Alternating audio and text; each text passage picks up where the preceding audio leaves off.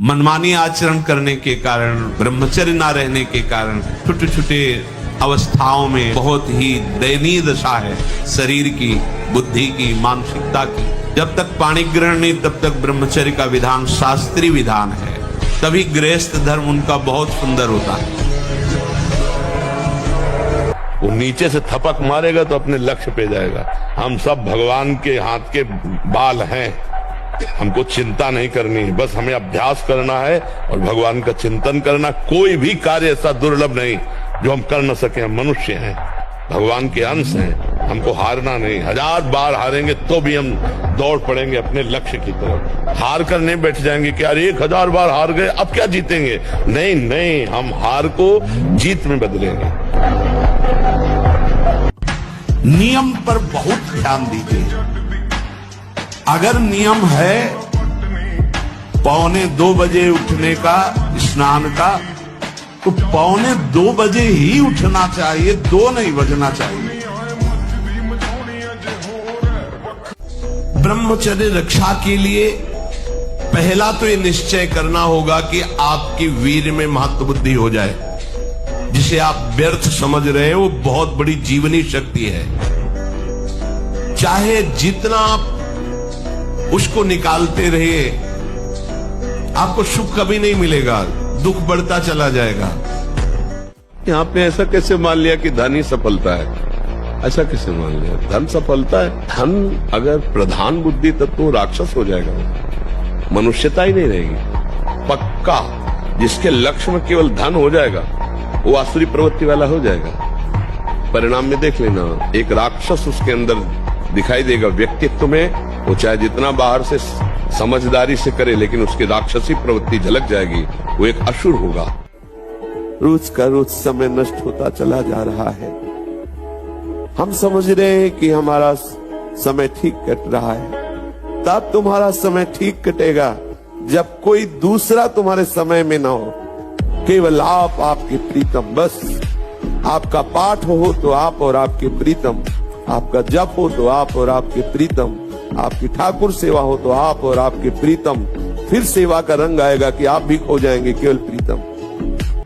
जिस समय आपके हृदय में कोई गंदी चेष्टा करने की भावना, उस समय कहाँ गया आपका विवेक, विचार, भगवत स्मरण कहाँ गया?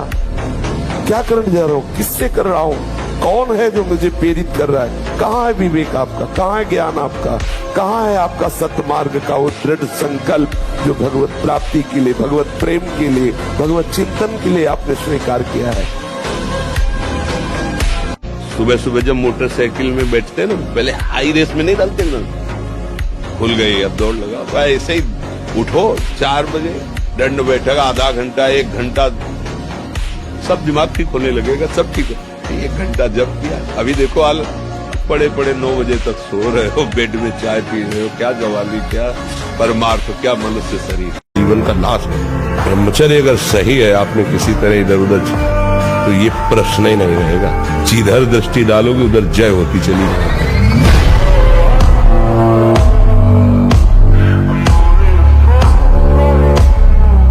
वो डॉक्टर ने कहा था कि वो 2.5 साल 5 साल जियोगे आप, और आपकी किडनी ऐसे खराब हो रही। 18 साल तो हो गए, डॉक्टर पता नहीं है कि नहीं।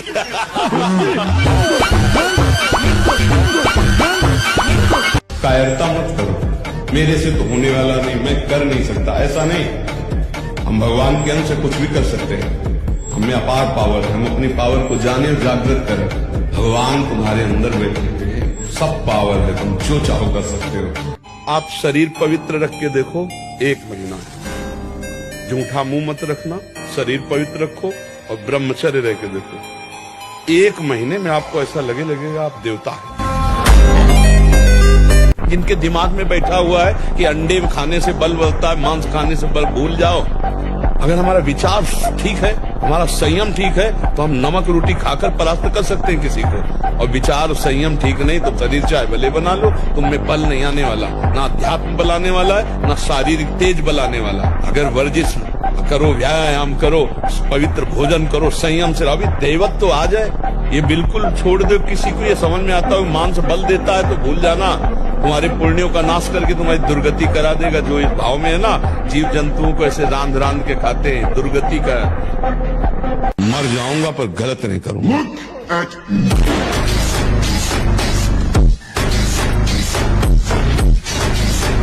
आज हमारे पास अव्यवस्था है, कल व्यवस्था चरण चूमेगी।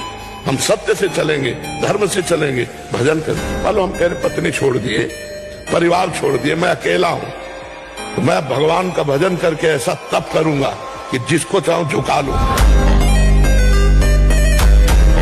बिल्कुल ना भय ना प्रलोभन, और जिसके साथ में सत्य है, धर्म है, उसी की विजय होती है। धर्म करोगे ना और सत्य से चलोगे ना, तो श्री कृष्ण तुम्हारे साथ है। ब्रह्मचर्य बहुत आवश्यक वस्तु है। सोचो जिसके निकालने में तुम्हें ऐसा आनंद लगता है, उसको रोकने में कितना आनंद होगा। ब्रह्मचारी है तो हृदय रोग की बीमारी नहीं हो सकती। उसमें इतना पावर होता है, उसको ब्लॉक होने ही नहीं देता। जितना अधिक पुष्ट ब्रह्मचर्य होगा, विष चला जाए तो वो भी उसको मार नहीं सकता। इतनी क्षमता ब्रह्मचर्य में। विष को पचा डालो, भोजन की क्या बात।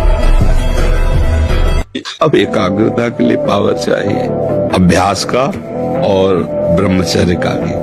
अभी आप 1 साल ब्रह्मचर्य रहिए, आप फिर देखिए आपके विचार कैसे होते हैं, आपके शरीर में कैसी ऊर्जा होती है, आपका प्रतिज्ञा, आपके वचन, आपकी चेष्टा, आपकी क्रियाएं कितनी मतलब पवित्र। पहले गुरुकुल भेजा जाता था, गुरुजनों से शास्त्र स्वाध्याय ठीक गृहस्थ में जाया जाता था। ब्रह्मचर्य जीवन है, ब्रह्मचर्य त्याग ही मृत्यु है।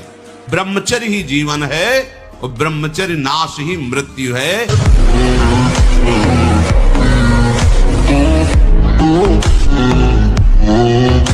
चाहे भजन मार्ग हो, चाहे संसार का मार्ग हो, अभ्यास योग युक्तेन चेतसा नान्यगामिना। हारना किसी को पसंद नहीं, किसको अच्छा लगता है हारना? तो फिर अभ्यास में प्रमाद क्यों किया? तुम्हारे शरीर में अगर ब्रह्मचर्य है, तुम्हारे शरीर में अगर व्यायाम की स्फूर्ति है और अभ्यास है, तो किसी भी मार्ग में जाओ, विजयी ही विजयी रहोगे। मन के 2 कार्य हैं। एक है विषय का अवलंबन और दूसरा है विषय का चिंतन। ये किसी न किसी विषय का सहारा ढूंढता है। आप देख लेना, हमारे भ्रष्ट होने का कारण हमारा कोई न कोई सहारा है किसी भी विषय में। आप देख लीजिए, जो विषय आपको बहुत परेशान किए हैं, आप जानबूझ करके खुद अपना नाश कर रहे हैं। इसमें किसी का तर्क काम नहीं करेगा, क्योंकि उसी मार्ग में चले हुए हैं। आप यदि आश्रय नहीं दिए हैं, आपने किसी क्रिया या किसी व्यक्ति का आश्रय नहीं दिया है, तो आप कुछ ही दिनों में निर्विकार हो जाएंगे, आपका मन शांत हो जाएगा। परमार्थ के पथिक को ध्यान रखना चाहिए। कभी भी किसी को मैथुन धर्म से युक्त जो है उस दृश्य को नहीं देखना चाहिए, और ऐसे लोगों से अपना संबंध नहीं बनाना चाहिए, मित्रता नहीं बनानी चाहिए, सदैव अकेला रहना चाहिए और इंद्रियों को बहिर्मुख नहीं होने देना चाहिए। यदि संग करे तो भगवत प्रेमी महात्माओं का, नहीं तो एकांत में अनंत महिमाशाली प्रभु के नाम रूप का चिंतन करे। ब्रह्मचर्य ऐसा कैसे हो सकता है? यदि एक बार हुआ तो 1000 बार मैं प्रयास करूंगा और इस पर विजय। वो मतलब जिद्दी स्वभाव, एक निष्ठा, उसी से आती है, उसी से। ब्रह्मचर्य क्षीण करोगे, उतने आप कमजोर और रोगी होते चले जाओगे, उतने आप नष्ट होते चले जाओ। तुम्हारी स्मृति नष्ट हो जाएगी, तुम्हारा बल नष्ट हो जाएगा, तुम्हारा उत्साह नष्ट हो जाएगा, तुम्हारे अंदर की जितनी सकारात्मक भावना है वो सब नकारात्मक में बदल जाएंगी अगर ब्रह्मचर्य नष्ट हो जाए।